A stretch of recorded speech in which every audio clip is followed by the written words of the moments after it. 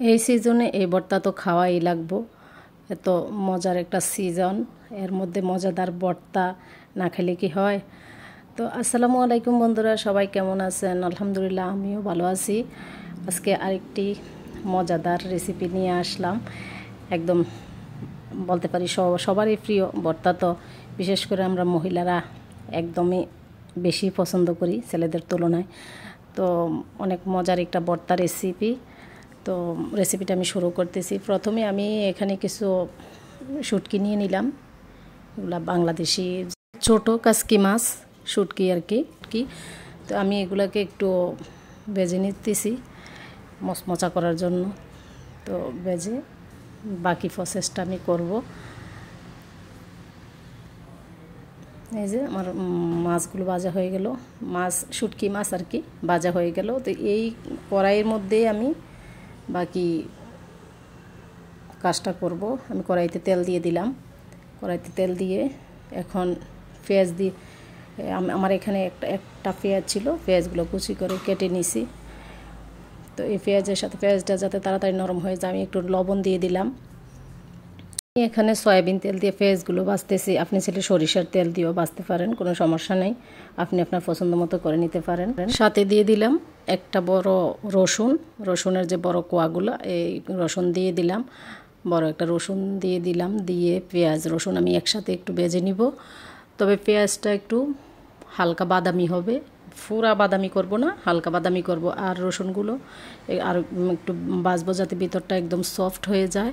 তো এখনও একটু শক্ত মনে হয় আছে, তো আর একটু আমি ভাজবো। রসুনগুলো যখন নরম হয়ে যাব, পেঁয়াজ আর রসুনগুলো, তো আমি নামিয়ে নেব। এই যে আমার পেঁয়াজ আর রসুন ভাজা হয়ে গেল। এই তো এখন এই কড়াইয়ের মধ্যে আমি ভেজে নিব হলো শুকনো মরিচ। আমার অবশ্যই শুকনো মরিচ আছে আগের ঘরে, কিন্তু ওইগুলো একটু কেমন জানি হয়ে গেছে। তো এখন আমি আর একটু দিয়ে রান্নার তেল, সয়াবিন তেল দিয়ে আমি মরিচ ভেজে নিব। আমি এখানে অনেকগুলো মরিচে নিয়ে নিলাম। আপনি আপনার পছন্দ মতো মরিচ ভাজতে পারেন। আমি একটু বেশি করে ভেজে নিচ্ছি, আমার যতটুকু লাগে অতটুকুই আমি ব্যবহার করব। তো আমার মরিচগুলো ভাজা হয়ে গেছে খুব সুন্দরভাবে একদম। এখন নামিয়ে নিচ্ছি।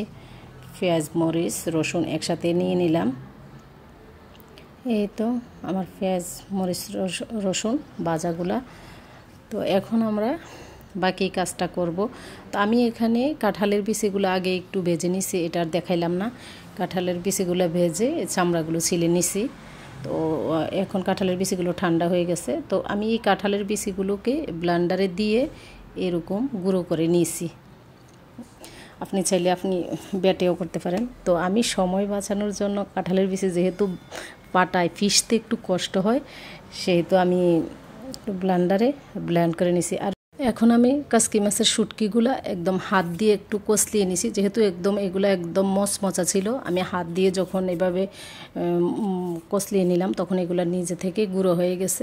আমি একদম আজকে এই কাঁঠালের বিচের ভর্তাটা একদমই হাতে বানাবো, কোনো পাটায় বাটবো না, কোনো এই ঝামেলায় যাব না। একদম শর্টকাট ভর্তা রেসিপি বলতে পারেন।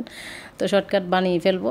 তো আপনি ব্লেন্ডারে যখন কাঁঠালের বিচিগুলো গুঁড়ো করবেন, একটু সময় নিয়ে করবেন। প্রথমে দেওয়ার পরে মনে হবে যেন না যেন কী শক্ত, না জানি আপনার ব্লেন্ডার নষ্ট হয়ে যায়। আসলে তেমন কিছুই না।